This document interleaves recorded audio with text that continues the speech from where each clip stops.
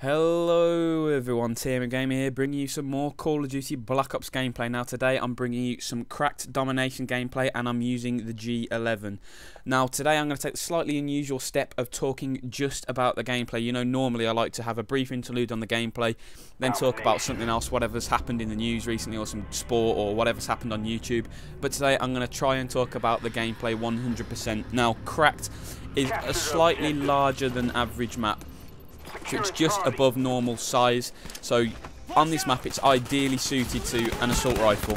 Now also cracked has quite a lot of long sight lines. As you can see where I am here, you can see pretty much all the way up down the road into the houses either side, so you have quite a lot of long sight lines, and that is the reason why, in my opinion, the G11 is possibly the best weapon for this map, because it has fantastic long range accuracy, but it also has some very good hip fire. So if you turn the corner in one of these buildings and run into someone, you can hip fire them down pretty easily, and that characteristic is improved even more with the addition of steady aim, which I'm using here.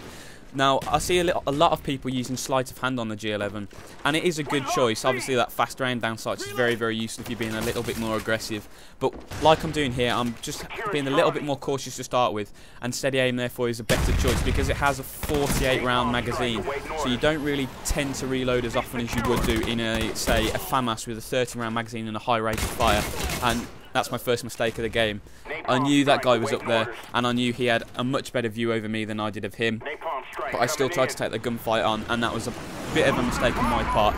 But never mind, it still turns out to be a very impressive gameplay. Anyway, like I said, Cracks has a lot of long sight lines, and as you saw there, a lot of nice places to camp. So it's one of the most important maps on the game in terms of getting that early flag cap. The B position on this map is very easily naded, very easily defended from a host of positions all over the map. So if you have that flag right off the bat, it really sets you up for a good game. So this is one of the maps that I highly recommend a B rush tactic right at the beginning of the map. You know, most of the maps, what I tend to do is do a counter B rush tactic. So I will rush up into the surrounds of the B objective, pick a nice place to defend, kill off the early B flag rushes on the other team, and then hop on the flag myself while they're still respawning at the back of the map. However, in this instance, because the B flag is so easy to nade and so competitive throughout the game, I highly recommend capturing it very early as you possibly can, to set you up for that easy game. And once you've done that, your team can establish map control, as we have done here. As you can see, we've got the centre of the map pretty much locked down, and that enables us to push up here. And this is where the G11's hipfire really comes into its own. When you're being a little bit more aggressive, you know, you need that fallback that the hipfire provides you, and the G11 has a SMG hipfire as standard, but with the addition of steady aim, it really does turn into a very good close range weapon. And at many points during this gameplay, I'm saved by just spraying people down with the G11 hipfire. It really is a fantastic weapon to have that, you know, that closer range capability as well as the long range capability that it gives you. So in a map like Cracked, where, like I've said earlier, there's a lot of long sight lines, but also a lot of tight enclosed areas like the area I'm in now, the G11 is the perfect weapon for that, because it has the long range that, say, an SMG doesn't have, but it also has the close range capability that, for example, a light machine gun possibly lacks. Because if you choose to use an M60, which is another one of my favourite weapons, if you turn a corner and bump into someone, the rate of fire and the hip fire isn't good enough to guarantee that kill. But if you're with the G11, you have a much better chance of winning the gunfight. Now, you might have noticed throughout the rest of the gameplay that I've been double tapping the reload button quite a lot just to keep the gun moving. And you might be asking why I'm doing that. The reason why I do that is to keep myself focused and concentrated. You know, when you're sitting on the flag, it's very easy to zone out and, you know, have a look at the mini-map and check. But I want to keep myself alert and make sure that I'm looking at the screen, the entire screen, not just drifting off to the mini-map or drifting off to see where my teammates are. And it helps keep you focused. I tend to do it a lot when I'm sniping as well. I just keep double tapping triangle to keep myself focused. It keeps my fingers busy and stops my fingers from going to sleep as well. So it really does give you that little bit of advantage, because sometimes when you're on a flag, the enemy know exactly where you are. They hear the call, we're losing A, B, whatever.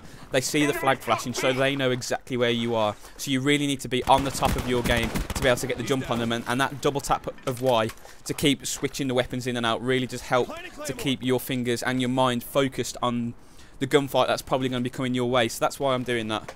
As you can see now, we've lost B and we've lost map control. If you have a look at the minimap now, the team is spread pretty much all over the entire map. So when you get into this position in domination, especially if you've got a big lead as we do now, it's very, very important not to just feed the enemy kills. I see a lot of people, when they have a huge lead in domination, they've lost B, they just charge in, and the enemy have set up quite a good defensive ring and just end up getting lots and lots of easy kills because the people are just a tiny bit too aggressive at the wrong time. You know, it's much more important to do what we do here, re-establish map control and then get the guys on the B flag. And that is one of the reasons why I'm using quite an unusual kill streak setup today.